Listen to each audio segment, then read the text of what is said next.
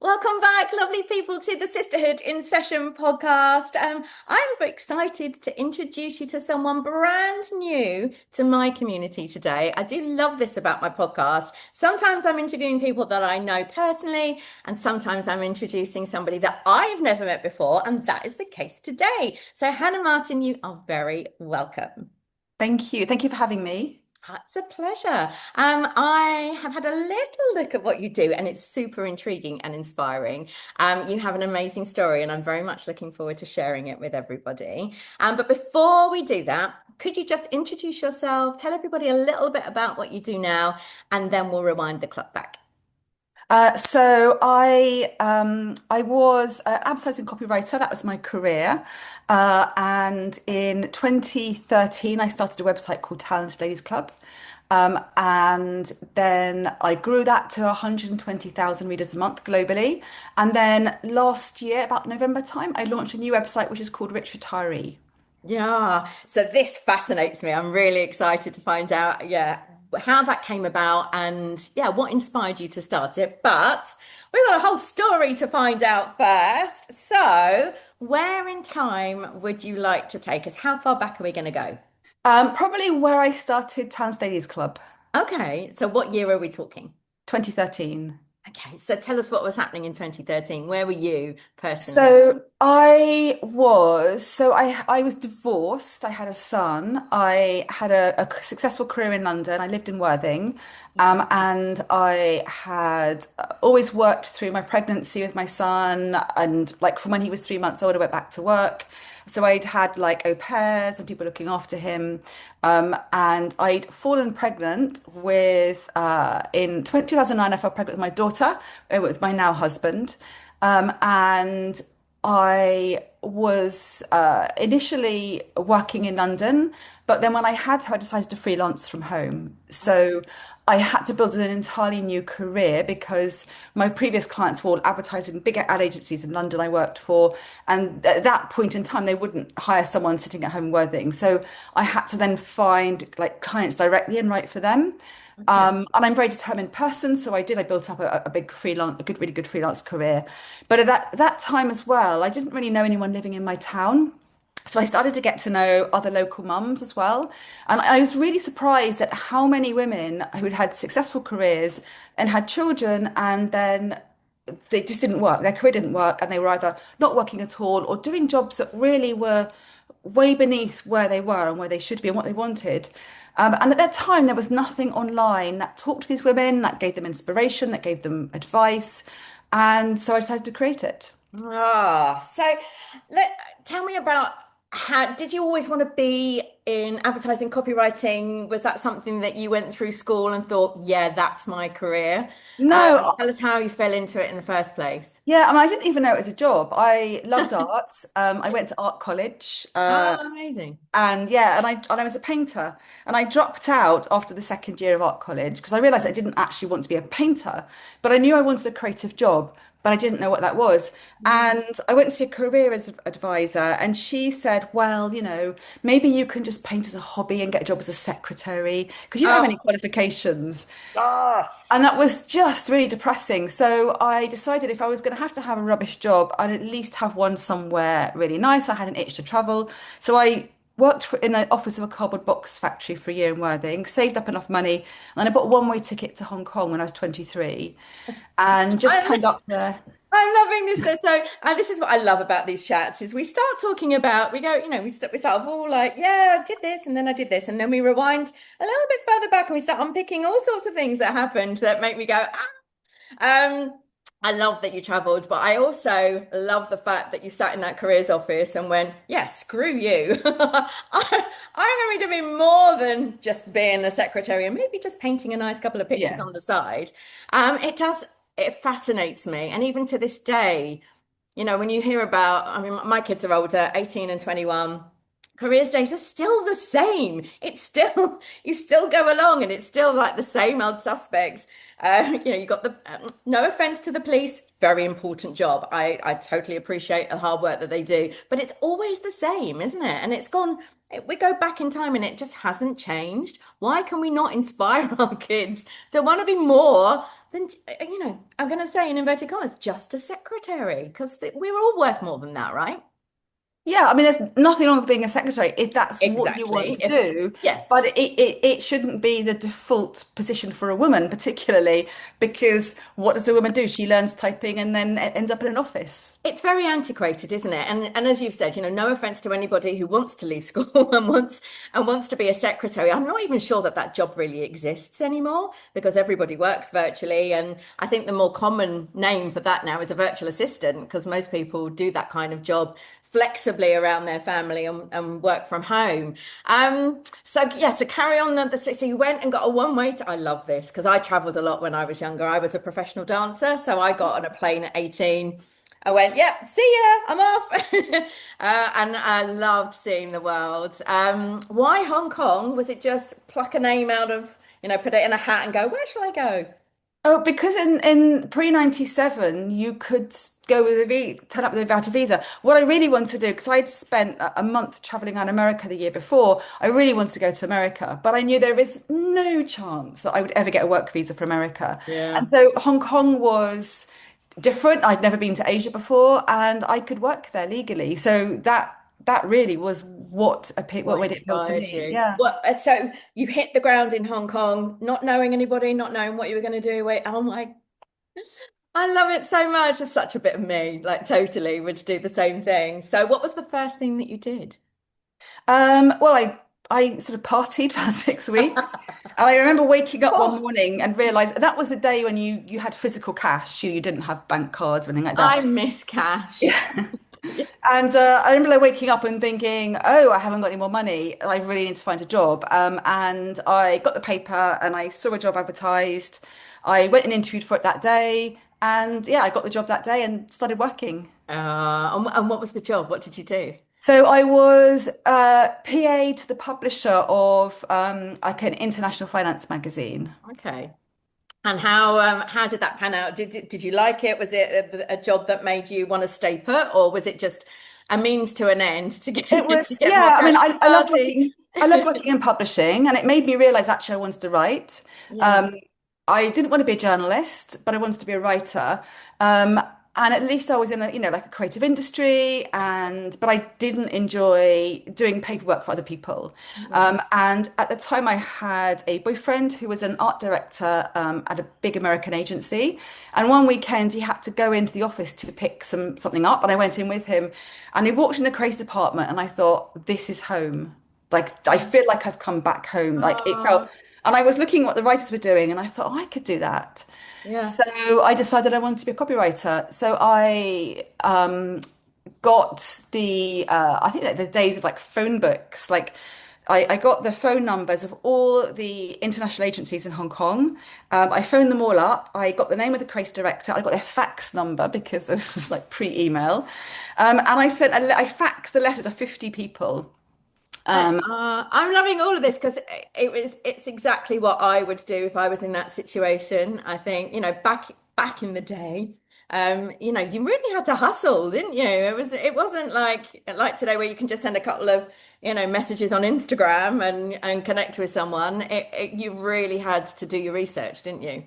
Absolutely, yeah. And you had to, but I still think today, if anything, like if you really want something, you have to kind of go the extra mile to get it if you want to make it happen. I totally agree. Yeah, I hate this is such a corporate saying, and it really gives me the ick a little bit. But I'm thinking outside of the box.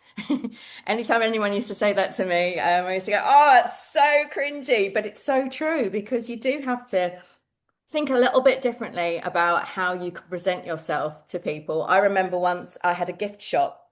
I've had lots of jobs, Hannah. And I had the opportunity to provide gifts for Benefit Cosmetics. They were organising a big event for their head office team. And I just bumped into somebody completely randomly at an event where I had a little table. And she said, put something together for me. And I got so excited. I was up against some really big corporate companies. And I thought, right, how can I make myself stand out from the crowd? So fortunately, their head office was 20 minutes from where I lived. So I got a beautiful box. I created something really special and I hand delivered it, knocked on the door and went, could you please give this to Nina? And I won the contract against some of the top people. And I think that's a good example of really going the extra mile and thinking, how can I stand out from such a busy market? Because we're all not unique in what we do anymore. There's lots of people doing the same thing as us. So thinking of a different way to stand out, it definitely helps get your foot in the door, doesn't it? Absolutely, definitely. Yeah. So tell us. So copywriting, obviously a little bit of a departure from art. Did you love writing at school? Because I'm a real grammar geek. I loved writing. It was the only thing I was really any good at, or I was told I was any good at anyway. Yeah, I did at junior school. I think when you're at senior school, like every exam is writing, like every lesson is writing, and then you begin to associate writing with just work, rather than writing for writing's sake because you enjoy it. Yeah. Um, so yeah, actually it was very similar because when you work in advertising, you always work in it as a partnership. So you've got an art director and a copywriter, and it's a lot of the stuff you're doing is conceptual. So you'll get a brief like here's a brand new chocolate bar targeted at teenagers. Can you come up with some ideas for that? So you do the ideas first, and then you do the words and the visuals. And sometimes the copywriter will come up with the visuals, and the art director will come up with the words. And so it's a bit like you basically get paid to sit around and come up with crazy ideas and bring them to life, which is the best job in the world.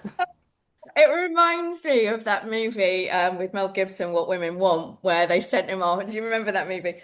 It's one of my favorite movies where he goes home with a box of stuff and then tries all of this stuff so that he can really get into the head of a woman for a campaign for Nike. That must be, I mean, that must be fun. I would imagine just sometimes you get presented with things where you go, what even is this? How am I Oh, supposed to yeah. come up with ideas for something that it must be hard if you don't buy into whatever it is that you're presented with. Have you ever been in that Oh situation? yeah, I mean, I've advertised cigarettes. Oh, But I always say you have to kind of check your morals at the door when you go to work to a degree because the client's hiring you to be there. I yeah, mean, of course. obviously, and no agency is going to take on anything illegal or anything that's too damaging. But absolutely, you have to promote products that you personally wouldn't buy. Yeah, But that's your job. yeah, of course. Let's carry on the story. So, a publishing company in Hong Kong, what happened next? So, while I was waiting for the people to respond to the faxes, I heard that there was a job going at Ogilvy and Mather, which is like a big American agency. So I phoned up the executive creative director, and he agreed to meet me. And I could tell very quickly in the interview he was looking for an experienced writer, which I wasn't. He wasn't interested, but I think I just hooked at him, and I think to get rid of me, apart from anything else, he agreed to set me a test. So he set me a writing test, which I passed, and he hired me on that basis. Oh, I love that so much as well. Again, we are very aligned, Hannah, because again, that's the kind of thing that I would do. I would sit there and just not leave until they gave me some kind of opportunity to have it. And I think that's the thing, isn't it? And with business, is and this comes up a lot on here, is saying yes to things or putting yourself in a position that's really scary and makes, it's like proper bum clenchy time with stuff. And your head is going, don't do this, don't sit yourself down there. That's going to be really awful. And I'm massively out of my comfort zone and I don't know how this is going to pan out, but you just got to do it anyway. Yeah. Absolutely, definitely. Yeah, yeah. Oh, well done you. So that obviously then took you to the next stage of your career. So where did you move to the States? No, no, no. I stayed in Hong Kong for 5 years. Then I traveled the world for a year, and then I came back to London, and I worked for Ogilvy in London.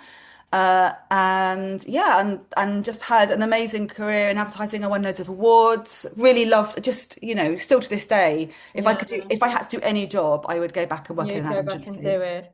So Yeah. let's come a bit further forward then to to what you're doing now because yeah, obviously it's changed completely and I think having a family it does change everything, doesn't it? Your focus changes, your priorities change.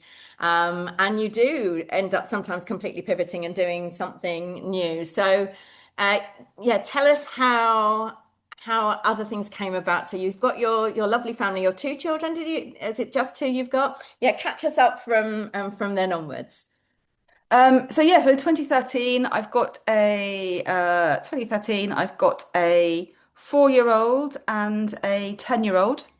Um, and so I launched Tiny Ladies Club. I had no idea what I was doing, never done a website before, didn't know how it's going to make money, but I just had this passion to really to help women, to Yeah. give them inspiration and to give them practical advice, which it seems incredible now because there is so much advice for women, but Yeah. there was nothing at the time. And a year later, I decided that I wanted to create a course to help an online course to help women start businesses. And at that time, I could only find 2 courses in the UK, online courses to help people start businesses, to help women start businesses particularly. Yeah. When you think today, like there's just a glut of this stuff, but at the time that there was just nothing around. So yeah, I built it up. The first, I'd say like I don't think I really made money for about 5 years properly.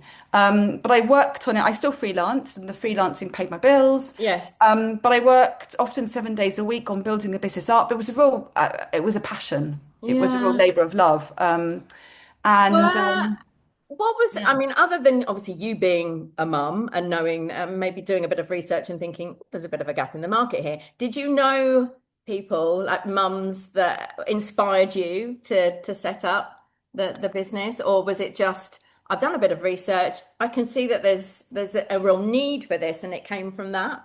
Yeah, it was more it came from all the women that I knew, and and my own journey Yeah. of navigating this, that I knew, well, if just in my social circle, if there are this many women facing this problem, then there must these, I'm not unique, my friends aren't unique. This must be replicated across the whole of the UK. So I didn't do any real formal market research. I just knew. And actually, like looking back now, I wasn't the only person. There was a real wave coming up of people who'd spotted the same thing. So in 2014, there was the first work and family show at Excel in London, which I exhibited at and spoke at. And that was all about, helping women who have children and men as well, but Yeah. predominantly women, return to the workplace or make it work. So, you know, separately, lots of people, it was a groundswell of people spotting the same Yeah. gap and all in their own way, separately, kind of doing something, which is why today it's a huge market. Yeah. But, prior to 2013, it didn't really exist. Yeah. Yeah. So I mean, I'm sure there's many tips, and obviously you got my two questions at the end. So, but we're going to chuck some stuff in anyway, because I'm sure you've got lots of great advice for anyone that's listening right now that might be in that position where their job just isn't tenable anymore, or they've been told that, if you're going to come back, you can only come back full time. That still happens, which blows my mind that there are still those, those ridiculous conversations that end up getting had at the end of your maternity leave. If anybody is in that position right now, considering what their next move should be, what's your advice? What's a top tip that you could give to anybody that finds Well, so themselves in that first position? of all, know your legal rights. So speak to ACAS, and if and I think Pregnant and Screwed as well has got loads of good resources. So if you are working or returning to work and you aren't sure what your legal rights are, or you suspect that your company is not looking after you properly, make sure you know what your rights are. Yeah, If your employer is not, they're behaving legally but not ethically, think whether you actually want to stay with them. yeah, Um, Look around for something else, and don't be afraid of going freelance. It's or starting a business. But I think for a lot of women, freelance is that bridge. It's like you have your marketable skills.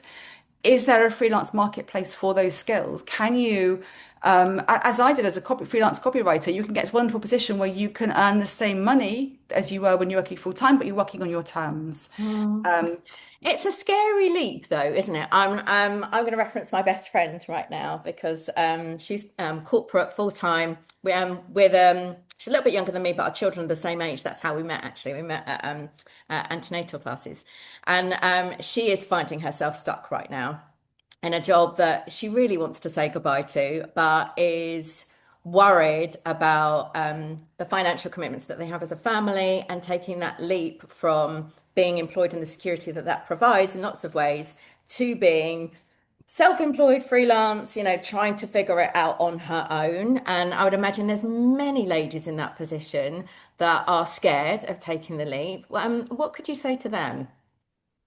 um, So what you can do is, and what I would say is, start it while you're still working. So you know that whole thing about minimum viable product in business. So you, rather than go, I'm going to build a whole website and I'm going to have this whole structure of business, and then I'm going to sell my first product, and then maybe find out no one wants to buy it. You know, Yes, yeah, find some way of testing it earlier on. So build up freelance clients while you're working, if that is allowed on your contract. You know, find some way of creating that bridge because it is scary. If that's not viable with your business, save enough money if possible so you can go, right, okay, I've got 2 months. yeah, yeah, Do lots of research, find out where would I find clients? What kind of things are clients looking for? Are they hiring someone that's got the skills that I have? yeah. Build up your network on LinkedIn as well. That could be really important for you. So, you know, do all these things in advance so that when you are ready to make that leap, then you kind of know, yes, these are the kind of clients that hire me, these are the kind of rates that they pay. I've already got a network on LinkedIn. I'm already actively posting about stuff. So I'm seen as an expert in this area. Yes. Maybe I've taken a few clients on at the weekend, and then now, and I've got a bit of savings to buffer me. Maybe I'm now ready to leave work. Yeah, I think that's all fantastic advice. And I think it's going to be a little bit painful in the short term because you're going to be juggling all the stuff, aren't you? You know, you've got your full-time job still going on, so you've got to have your head in the game for that. You're looking after your family whilst at the same time, you know, all the juices are flowing for whatever it is that you're going to do next, and you've got to put all the work in for that as well. So I think it's fair to say yeah, there's not going to be an awful lot of sleep happening in any sense. And it's going to be a lot of soul searching, a lot of frustration, and let's not forget, we're all women at the end of the day. Hormones are going to be all over the place too, because depending on what time of life this is happening, tends to be sort of maybe 40s onwards, and hormones start messing around. It could be, it is a tricky time. It's tricky to navigate, but I'm sure you would say worth it in the long run. Absolutely. Yeah, yeah. So Talented Ladies Club, and now Rich Retiree. So I'm really looking forward to finding out how that came about. Tell us how you ended up launching that other business So too. that all came about actually from an Instagram story a few years ago. So I read a stat that 33% of women over the age of 50 have no private pension and are relying on the state pension. And so I did an Instagram story about it, and then Pension Bee got in touch. And they asked if I wanted to work with them on creating some educational content to help women.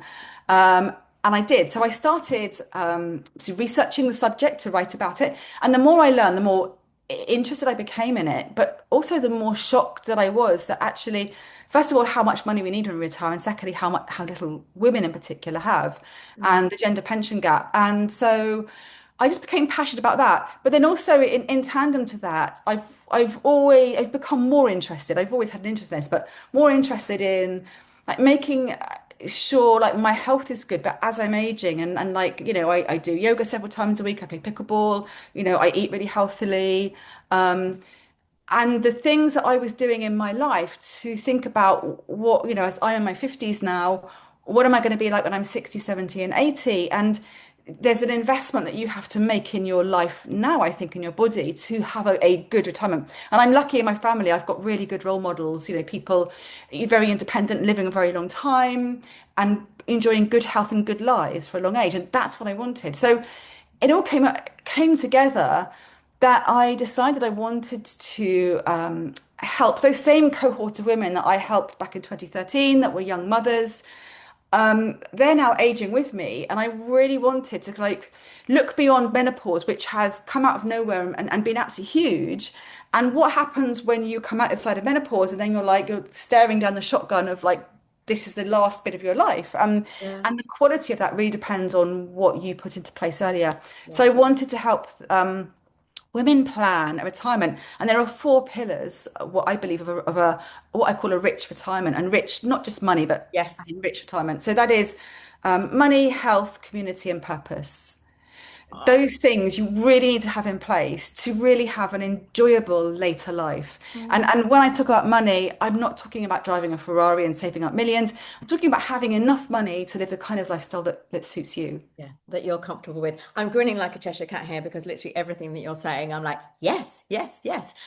So the day job for me that I sadly don't get to do very much anymore is I'm a qualified menopause coach.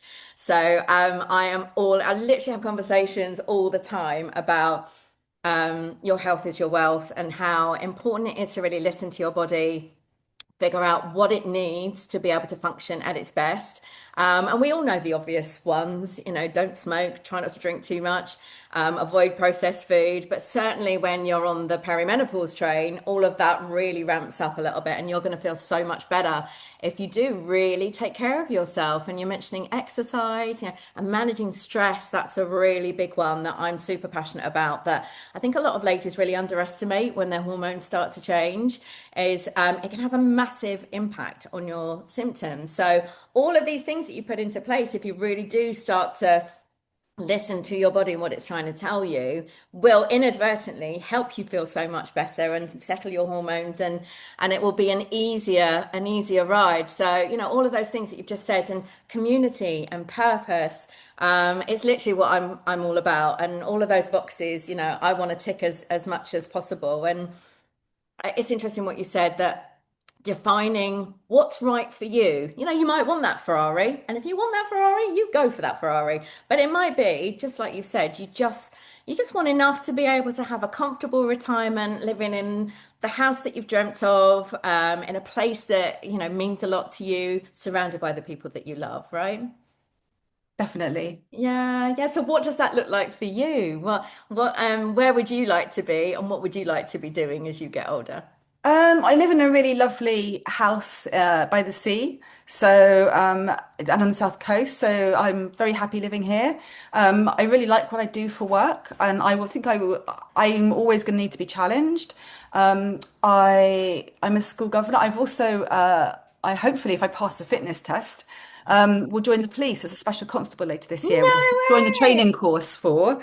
So that will give me like some variety and like, colleagues and a challenge in my life. I love that. Where did that? I mean, that's quite left field. Yes, it is. It is. How, I mean, did It you just just came. see it advertised and go, maybe? Or, Yeah, it's not something that younger me would ever in a million years have done. I think because we had such a cold, wet winter, and I moved from a bigger town to last summer, about a year ago, we moved to this house here, and it's a small cottage in a really pretty. It's called a town, but it's like a village. yeah. And I had an office in my old town, whereas I work at the kitchen table here. So I'd gone from like having a day that had lots of structure, that I went out and I came home from work and I was quite Yes. disciplined about, working certain times. And and so I would like go to the shops and I'd see friends and I'd be quite a busy life. And then because this winter was so wet and there's nowhere, so I just basically I'd get up in the morning and I'd come down and sit here at the kitchen table work and I'd go out to bed again, and I really want to go out because it's quite wet, and I Yes. just thought my life just seemed to be kind of smaller. Shrinking. Yeah. Yeah, and so I just thought I really want to do something. I kind of a knee-jerk reaction to breaking out of that, but plus also I really like giving back and I like challenge, and I don't know where the idea came from, whether I saw an ad or I just thought about it. But yeah, I just, in January, I looked up and they were hiring, they were recruiting in Sussex, where I live. So Oh my God. I So, applied. so you mentioned a fitness test. Well, I Oh my mean, are God. you are you in training? How does this work? I am. It's a bleep test, which I don't Oh know if you've man, no, that's ever done that. It do is, you run? I mean, you how? run. So you run, it's a 20 meters.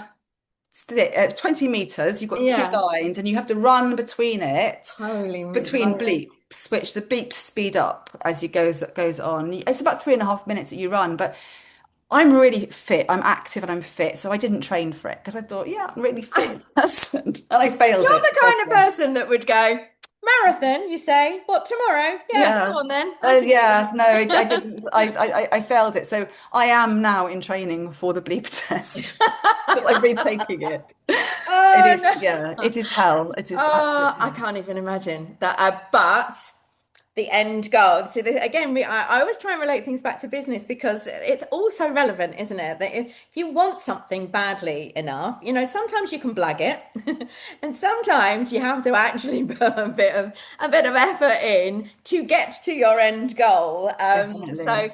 Oh, I wish you all the best for that. My goodness. But what an achievement, and it's really inspiring listening to you talk all the different things that you've done, and now this final little bit potentially for now, adding that into the mix. Yeah, it's great to keep things varied, isn't it? And I think as we get older, as you said, our lives do tend to shrink down. Our friendship groups tend to get smaller.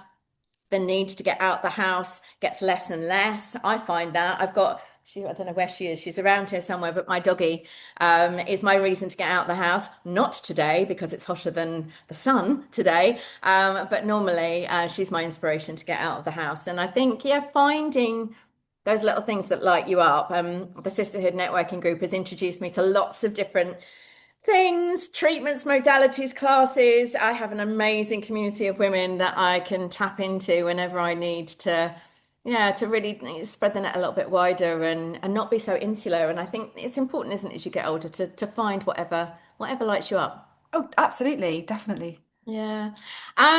So running your business, obviously there's lots of different hats that you have to wear, and you've got lots of different skill sets, and lots of them apply to what you do. But running a business is not for the faint-hearted, is it? How have you found running at two different businesses at the same time, getting them off the ground? What have you found the biggest challenge when that comes around? I mean, first of all, what everyone has to understand is businesses are like roller coasters. You have great Yeah. highs, but you also have the lows, and every business will have them. So don't be afraid if things aren't working. That said, don't just go, things aren't working, it's just in a low. When things aren't working, you have to kind of work out why and what you can change if there is anything. But I think, determination, sticking with it, but also, I think that the biggest turning point for me with TLC was keeping books. I didn't keep books before that. Once a year, I do my accounts, but keeping monthly profit and loss sheets, seeing where the money was coming in and where it wasn't coming in, where it was going out, enabled me to start making grown-up decisions at a business and to have the courage to make changes when they needed to be made because I could see in black and white every month whether it was working or not, Yeah. and what needed to be worked on and what needed to grow. So yeah, it definitely requires a good business head. Yeah, so that's really good advice. And I think, certainly as far as I'm concerned, the figures make me want to run for the hills and bury my head in the sand or go and lie down in a dark room. So fortunately, I have people that help me with that kind of thing. I'm sure you probably do as well. But it is important to know your numbers. And I'm only just starting to get my head around that. Keeping track, as you've said, of what's coming in and what's going out and what's working and what isn't, and being realistic and open to acknowledging what's playing out in front of you, and also not being afraid to, to say, right, this isn't right. This is, for whatever reason, whether it's financially or whether it's not, it's not serving you anymore. You mentioned it being a roller coaster, and it's absolutely true, isn't it? That sometimes, you can be plodding along thinking, no, I'm going to keep on going. And it is okay to go, actually, this isn't right for me anymore. And I'm going to change and do something else, which has been my life for about 15 years. I've tried loads of different things on for size. I've tried every different kind of business. I've worked down every shop in our local high street in between jobs that I had before. So it is okay to pivot, isn't it? Absolutely. Oh, absolutely. And then not being afraid of failure as well. I Yes. think, when people are afraid of failure, they take fewer risks and they maybe don't discover in the process of chasing the thing that you think you want, sometimes you find the thing that actually is really right for you. And you would never have found that had you not pursued that first thing. So yeah, don't be afraid of taking risks, but Yeah. also, as you say, know when it's time to kind of pull back from something. Yeah, yeah, definitely. Oh, it is crazy, isn't it? Yeah, all the different things that you need to experience, and yeah, I like to think that everything is an opportunity to learn something new. So if something doesn't work out, chances are wherever you've been through that's got you to that point, either to do something different or to not do whatever it was that caused you to pivot in the first place. So it's just, yeah, it's getting to fine tune your strengths, your weaknesses, making sure that you really listen to what's going on around you and listen to yourself as well. Because I'm a huge fan of everything happening for a reason, and gut instinct is really a thing. It's called gut instinct for a reason. And if you've got a really strong feeling that something needs to change or something isn't working, it's okay to really hone in on that, isn't it? Yes. Yeah. Right. We have nearly come to the end. It's been such a lovely chat. Thank you so much for coming to talk to me. I I love all my guests so much. You're also inspirational. You've all done such incredible things. And thank you for coming and sharing your journey with me. But I can't let you go without answering my two questions that I ask everybody that comes and is a guest for me on the show. So my first question to you, lovely Hannah, is there one thing you wish you'd known before you became a business owner? Yes, it was to keep my books, keep not being afraid of numbers. Like you, I don't have a maths background, hated maths at school, but I have learned to love creating my own spreadsheet and loving numbers because that gives me businesses are here to make money. If they're not making money, they're not a business, they're a hobby. So if I'd been on my numbers from the beginning, I probably would have made money faster. I love that. Yeah, recognizing. And if you want a hobby business, that's fine. But if you don't want your business to be a hobby and it needs to start making money for you, then you really do need to know your numbers. And for those of you that are new to this crazy ride of self-employment, Google Sheets for the win. That's the one I like using. Excel, I think it scares people. People hear that word and they go, I don't know how to use Excel. But actually, Google Sheets is exactly the same and it's really easy. So there's my top tip in terms of keeping track of your numbers. I have Google Sheets for everything and forms, Google Forms, another top tip. Thank you. That's a really good one. And a final top tip that you could leave us with. Anything else that you can share that might be of use to everybody listening? Yeah, and this is true of life as well as business. It's about don't be afraid to follow your passion. You know, you have the right to be doing something that you love. You do not have to stay in anything, job, even relationship, whatever, friendship, whatever that is, if that does not fill you with joy and make you feel like you have purpose. Yeah. And if you are in a job or a business that doesn't do that, or anything, look at ways you can make changes. You know, this is your one life, potentially. Yes. There's not reincarnation, but it's your one conscious life. Yes. And, you have a duty to make that the best life you possibly can. So don't be afraid to pursue the things that you love and live a life that you enjoy. Yeah, that really lights you up. That's such a great tip. And it's never too late. I'm going to add on to the end of that one because I do think sometimes we settle, don't we? You go into a job out of school, you follow that, the typical path of settling down, having a family, maybe going back to that job. But you can get to your 50s. I started the Sisterhood networking group in my 50th year. Um, and I had done lots of other things before that. And I do genuinely think that everything that I did has led me to where I am now, and I'm right where I'm meant to be. But some people would say, you're crazy starting a business at the age of 50. What are you doing that for? You're gearing up for that, that standard retirement. But actually, I'm feeling more inspired than I ever have been. I'm sure you are as well, Hannah. Yeah, it's such a wonderful time in my life.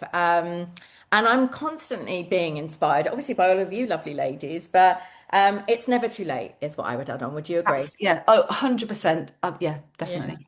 Oh, well, thank you so much for being such a Thank you, fabulous Sarah. guest. And before I let you go, would you just let everybody know if they want to come and search you up online, find out more about you and what you do, where do they go? So they can find me on richretiree.com or talentedladiesclub.com. Oh, thank you so much. I'm wishing you all the best with the businesses, with the bleep test. I'm going to be messaging you to find out how it went. I need to know. I'm invested now. Oh, Um, fingers crossed. everything crossed for you. It's been a real treat to chat. So thank you Yes, so thank you. much. Same. Thank you very much, Sarah. Pleasure. I will see you soon. Thanks so much. Bye. Bye.